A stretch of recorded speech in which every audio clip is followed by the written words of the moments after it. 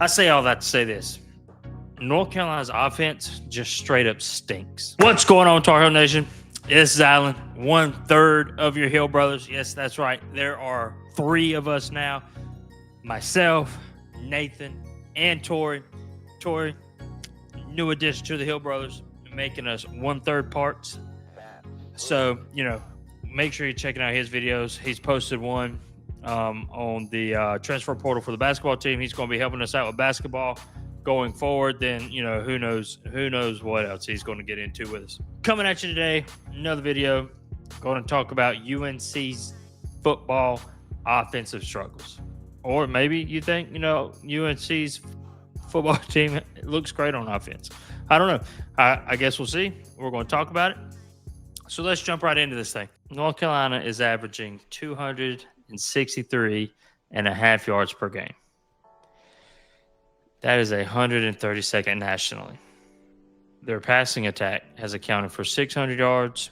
Their rushing attack has accounted for 454 yards, with a grand total of 1,054 yards and a total of 4 games, 2 of which come against absolutely awful teams.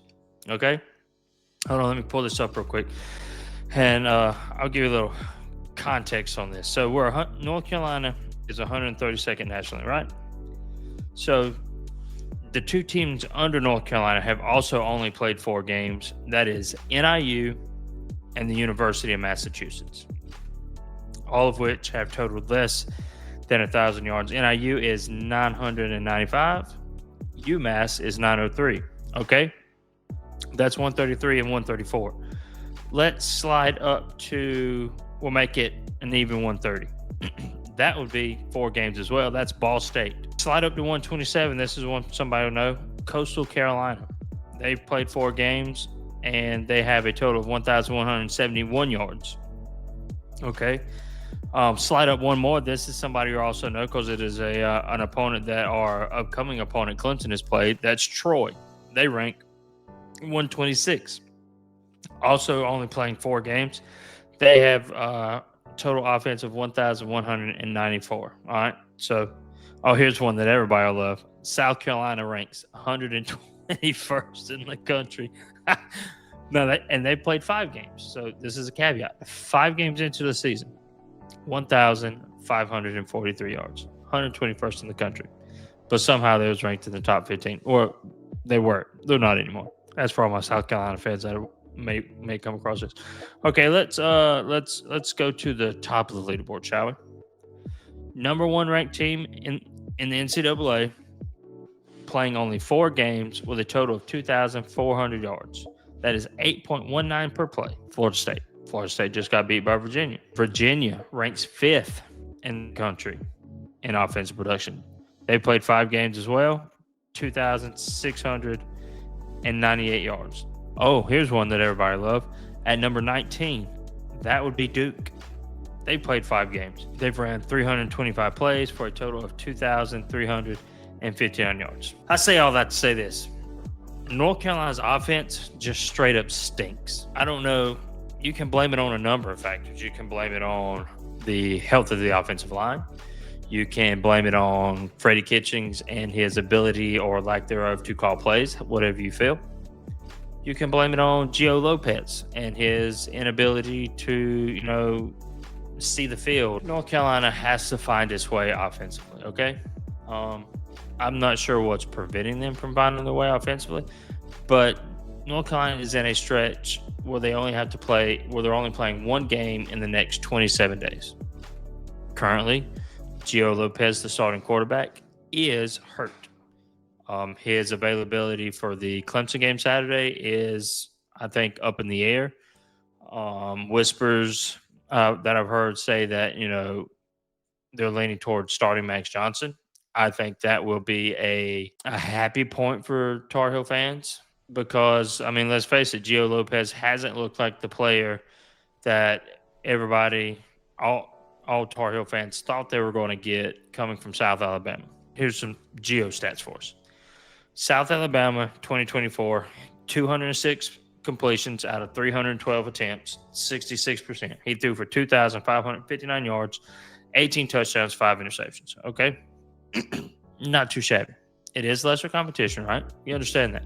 But you still showed the ability to complete those passes and have that many yards and that many touchdowns. 5 interceptions, I guess that, you would like that number to be a little lower, seeing how he only threw for 18 touchdowns. Coming into this season, just for North Carolina, 67 attempts, 42 completions, 430 yards. He's thrown 3 touchdowns, 3 interceptions. That's not great. That's not great at all. And his QBR is a ripe 16.3. Fantastic QBR. Me personally, I would like to think I could have a 16 QBR. I probably couldn't. It'd probably be 0. I'm not real sure. We're not going to find out. I don't have any eligibility. Needless to say, Gio hasn't looked tremendous. You don't have to. We don't have to. Sugarcoat it. Okay, guys. It is what it is. I don't know if it was a misevaluation or you didn't have that many options in the transfer portal. We had Ryan Brown on the team. Then Purdue. He goes back to where he came from in Purdue. Now, I think Purdue had some, stacks of money waiting on him once he returned. So there is that. And, you had a Jacoby Criswell on the team. And, then he gets let loose and has to go somewhere else. Connor Harrell, admittedly doesn't look that great at Charlotte, so he was on the team. He was probably ushered out. And so, if you're going to get Gio, I understand, he looked good at South Alabama, but, Criswell didn't look terrible at North Carolina. And I think he had some rib injuries in the latter half of the season. And then, the first drive, he goes out with a shoulder injury against UConn, and then North Carolina reverts back to playing the Wildcat. And I think that, offensively, North Carolina struggled in that game as well. And, that might have been a precursor of things to come and the retaining of Freddie Kitchens. I'm not sure that Freddie Kitchens is the answer. So, that there's a whole can of worms you could open on the Freddie Kitchens side of things. Why was he retained? What did Bill Belichick like about Freddie?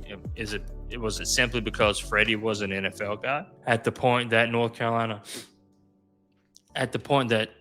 Belichick was hired by North Carolina, did he even have any options for an offensive coordinator? And, he kind of just got, like, here, we have Freddie Kitchens for you. Here's your offensive coordinator. You don't have any other options, so you're just going to have to kind of make do this season. If North Carolina's offensive woes don't correct themselves and they don't get any better throughout the season, I think Jacob Turner said it best.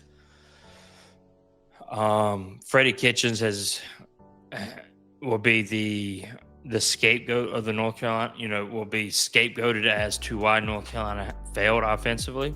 I don't think he's doing Gio any favors when Gio was in the game, but I don't think Gio is doing any favors for himself either.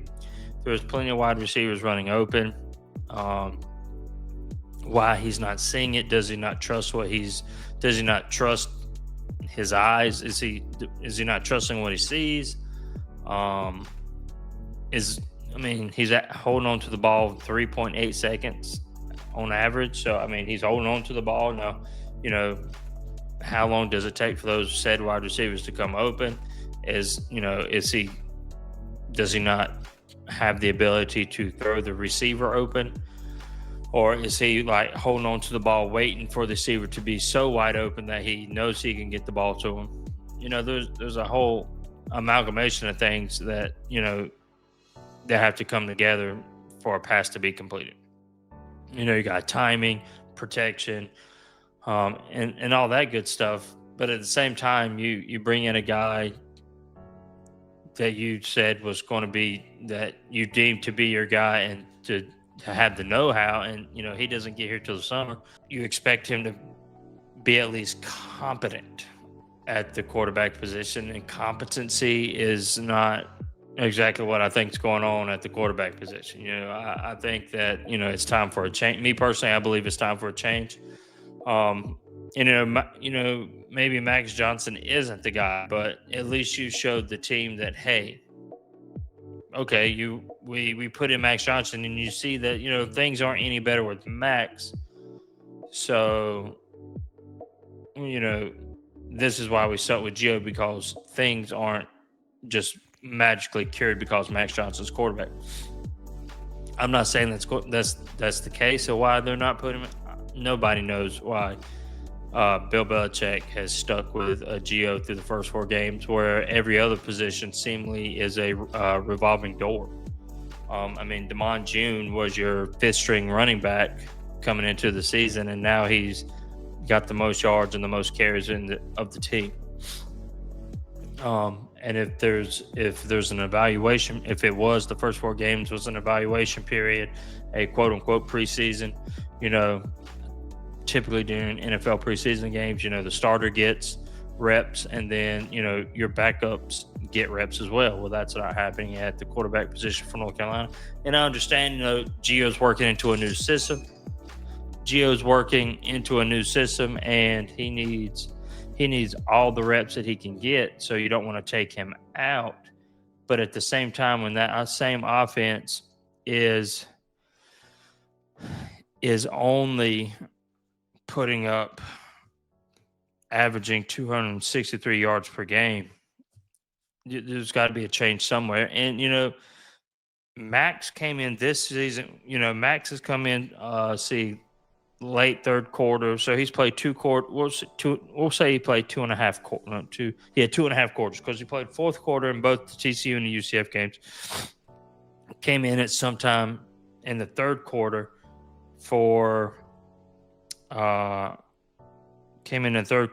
some point for TCU and UCF as well. So he has passed for 170 yards, 2 touchdowns, no interceptions, and has a QBR of 82.4. Significantly higher than the QBR is significantly higher than Gio's. Now, people may say, oh, well, Max has only come up in the garbage time, cleanup time. That may be the case, but they're still scholarship players. Those players are on scholarship. UCF was still trying to march down the field. TCU, took their foot off the gas offensively, and that first drive against TCU, when Max came in, there were still starters on the field. He wasn't necessarily going up against slobs. They still had scholarship-worthy athletes out there on the field. So it's not like he was playing against Sisters of the Poor University's 3rd string. You know what I'm saying? These are all defensive players that are competent and know how. Over Max's career, he's thrown 49 touchdowns and only 13 interceptions, and most of that was at LSU and Texas A&M, not the ACC. And according to everybody else, it just means more at the SEC. So if it just means more, then Max, you would think, has more experience, which obviously Max does have more experience. He brings things to the table that Gio doesn't, just like Gio brings things to the table that Max doesn't. Gio came from South Alabama to North Carolina known as a dual threat quarterback. We really haven't seen that aspect. When Gio does run, it looks like he's running the pass, but then when it's time for him to make the decision, do I run or do I pass, he kind of hesitates and doesn't really decide until he's crossed the line of scrimmage, and he's like, oh, well, it's time to go. And then, he's rushing for those 2 or 3 yards. It's not like he's just running wild like you saw Lamar Jackson and Mike Vick do in college.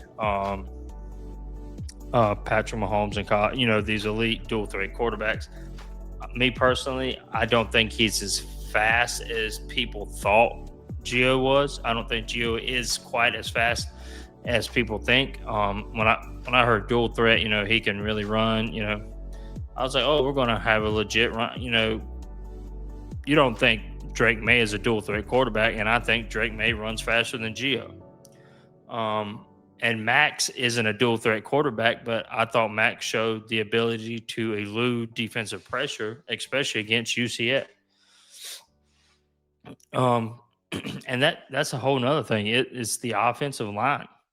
I mean, Austin Blasky was the starting left tackle for UNC, and last year he was your starting center. Now, Chad, I assume that Bill Belichick is wanting to get his best 5 and 6 offensive linemen on the field. So, if Austin Blasky is your best left tackle and Chad Lindbergh is a replacement level center, then why not put Austin Blasky at tackle if he's your best option at tackle?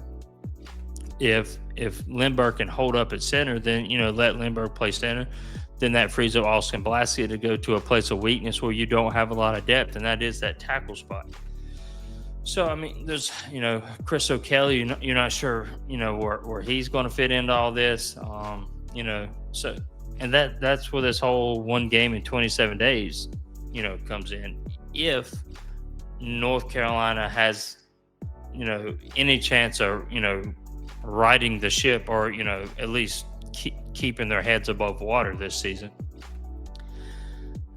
it's got to, I really believe it's got to start on the offensive side. You can't average 263 yards a game, 4 point whatever yards per play, and expect to win ACC games. Okay, it's not going to happen. I mean, you've seen Virginia; they beat Florida State. Duke went up to Syracuse. Now, granted, Syracuse just lost their quarterback in the Clemson game. Virginia Tech went to NC State, whooped them. Cal, been playing really well up until that San Diego State game. And again, Wake Forest took Georgia Tech to the limit. Georgia Tech, knocked off Clemson. We don't know how big of a deal that is. Currently, but Clemson in the ACC is still Clemson, and at the time Georgia Tech knocked Clemson off, Clemson was still highly thought about. So man, I don't know. I'd like to know your thoughts and opinions. Should UNC, fire Freddie Kitchens during this 27-day stretch where they only have one game, and just give somebody else the helm, or do they ride it out with Gio? Do y'all think it's going to be rode out with Gio? Me personally, I think if Gio is healthy and available for Clemson, I do believe Gio will get the start. And that's just me personally. If they're not willing to move on from Gio in the UCF game, then I don't see them being willing to move on at any other point in this season unless the first 6 games, 6 games are over in the season, or you get to six losses, 7 losses, and then you're just like, well, we're not bowl eligible, so we might as well just try to salvage the season. And me personally, I just don't think that's good enough. Like, why wait until you have 7 losses to switch your quarterback when there's still something to play for? North Carolina has 2 wins, and you only need 4 more to be bowl eligible. So you still have the opportunity to turn it around per se. I know my prediction was 8-4 on the season. I believe Nathan's was 10-2. Obviously 10-2 is outrageous. If that happens, hallelujah. Don't worry, UNC fans, it's not. 8-4, 8-4 might be a stretch. It's looking more probably like 7-5, 6-6. I could see this team being 5-7, honestly, if the offense isn't able to get on track, or yeah, get on track, because they're they're kind of derailed right now. Yeah, I really do think it's time to give Max a shot, guys. Let us know what you think in the comments. If you think they should stick with Geo, bless your heart. I guess you just like beating your head against the wall and hoping eventually knock that wall over before you break your skull open. That's not me. Me personally, I'm going to try something else to break the wall down. And heck, I mean, what do you got to lose? I mean, I know they're freshmen, but you got Torrey Newkirk and Bryce Baker. I don't know. Maybe you don't want to scar them. You don't want to throw them into the deep end of the pool and hope they can swim. And then you find out that hey, they can't swim. And then the seasons to come when you need them to be the leader of the team and the QB1, they don't have. They lost confidence and the ability to be quarterback QB1. So you don't want that. You don't want to put undue scars on your new quarterbacks. But hey, I mean, throw them out there for a quarter and see what happens. So, but yeah, man, that's my thoughts on the offense. Let me know what you think in the comments. If you're new to the channel, make sure you like, subscribe, share with your friends. Check us out on Facebook. We're really starting to grow over there. We're able to bring our live streams over. Sunday Tar Heel game day, live watch parties that we do for the football games. We can do all that now on Facebook because you guys have went over there and gave us a like and a follow over there. So we now meet the requirements for live video streaming there. Twitter, TikTok, it's all the same. Hill Brothers at Hill Brothers. That's our link to find everywhere. Yeah, man, come hang out with us. Like, subscribe, comment, tell me what you like, and we'll see you in the next one. And as always, go Hills.